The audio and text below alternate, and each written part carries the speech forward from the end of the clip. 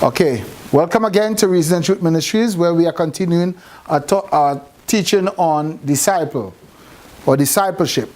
And we learned Wednesday that what is a disciple, and we show how a disciple or someone who has been taught or cultured in any type of environment, they have been trained to carry out certain responsibility based upon the institution that they have been called to. Now, we know that the Greek mateieti, which is pupils, and that word in itself, it comes from a Hebrew word, talmidim. And talmud is one who has been commissioned, one who has been given a certain amount of information to carry out, a talmud.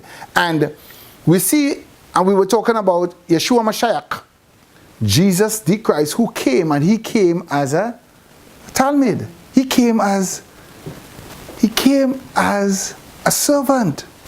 And who he was a servant of? Whose servant was he? He was Yahweh's servant. He came as a servant.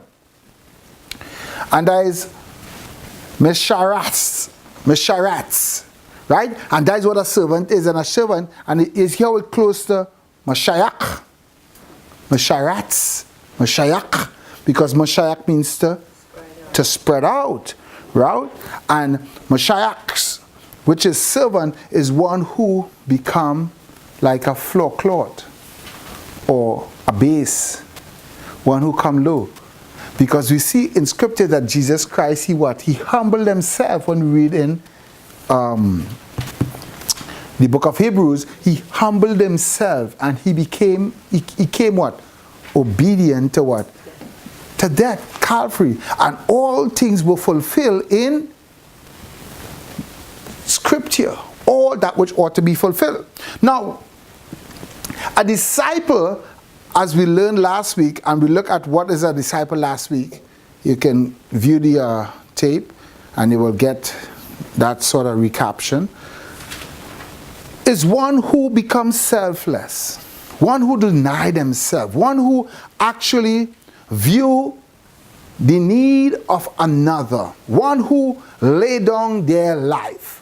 That's the ultimate goal of all disciples. Now, a talmidim ultimate goal, as we look at the breakdown of lamed last week, we say lamed is when what? One who that's right. Okay? And is one who bring all things to themselves. Right? It's to oneself. And we say mem means the world. Everything that is encompassed, all reality, everything that is encompassed in this world, this universe, is here. And this world in itself, this is always a question mark. This entire world is a question. And it's like a quest. It's like a big quest the Creator has placed us on. And a talmud is one who bring everything, because he's inside there, and all what this person observe inside this world, they bring it to themselves. Either to keep it to themselves, either they remain to themselves, or they take it to the door. They come out of this world, they take it to the door. And they ratify all that which they have learned in this world. Because that which you're learning in this world, it cannot be understood by itself. You can't just understand it by itself. You need some sort of what? Correspondent in order to understand everything that is in this world. This is why you need to go to the door. And the door speaks about that which connect the physical world with the spiritual world. And this, we can even put it like this. Right? So you have the blue and the red. Spiritual and physical. The spiritual world and this is where they meet. And why they're meeting is because you need to understand what is necessary in order to come through this door. Why we need to come to this door. And for us to come out of this world, there must be a what? There must be a fight. Remember we say, you must, remember the scripture, I think is in Luke, he say, you must hate mother, must hate father, abandon brother and sister, when you must follow him. You must follow. And this word follow in the Hebrew it means cleave. I think that's right. Right? Huh? Huh? Wait, Devak? C-L-E? E-A-V. But that's Devak in Hebrew. Yeah, devak. Devak. It means cleave. And cleave means to what? To become what you were what? Destined to be. And this same word, devak, is the same word you will find in Genesis 1:26. When he say, and Hashem made Adam and Eve. Let us make man. And a husband shall leave his parents' home and what? Cleave unto his wife. A talmidim is one who is willing to leave all other and cleave to this door. Now, what is it? What about this door is so important? Now, this here is a fight. And what the fight is going on? In your mind. In your mind. How we know this fight is going on in our mind? Christ now is setting the precedent. Find Matthew 26. Matthew 26 to me. Matthew 26. Matthew 26, 36. You have enough light there? Matthew 26, 36? Yes. Matthew 26. Yeah. So now, this is the account with Yeshua when he was at the Passover with his talmidim. And his end was at hand. But look at something. I want you to read until 46 to me. Somebody could read from 36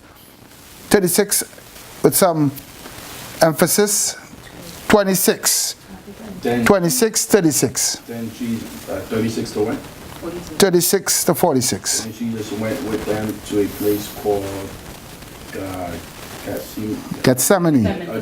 Gethsemane, and he told his disciples, sit down here while I go over yonder and pray. And taking with him Peter and the two sons of Zebedee, he began to show grief and distress of mind, and was deeply depressed. Then he said to them, my soul is very sad and deeply grieved, so that I am almost dying of sorrow. Stay here and keep awake and keep watch with me. And going a little further, he threw himself upon the ground on his face and prayed, saying, my Father, it is impossible. Let this cup pass away from me. Nevertheless, not what I will, but as you will and desire. And he came to the disciples and found them sleeping. And he said to Peter, what, are you so utterly unable to stay awake and keep watch with me for 1 hour? All of you must keep awake. Again? And watch and pray, that you may not come into temptation. The spirit indeed is willing, but the flesh is weak. Again, a second time, he went away and prayed, my Father, if this cannot pass by unless I drink it, your will be done. And again, he came and found them sleeping, for their eyes were weighed down with sleep. So leaving them again, he went away and prayed for the third time, using the same word. Then he returned to the disciples and said to them, Are you still asleep and taking your rest? Behold, the hour is at hand, and the Son of Man is betrayed into the hands of especially wicked sinners. Get up, let us be going. See, my betrayer is at hand. Okay. I think that's one of the most received one of the things he said. I told y'all not to sleep, but y'all can't Right. say that. Good. Now, look at something. Now, this is Yeshua. And 90% of the time, what a lot of people will say, that Yeshua, he was who? He was God. So then, he couldn't really, well, he knew what he came to do. Now, look at something. This man, Yeshua, is showing what? He is showing his humanity. His humanity. And his humanity now is in what? Is in quest for what? Is in quest for Hayeh. Hayeh. Hayeh is life. Hayeh. Hayim.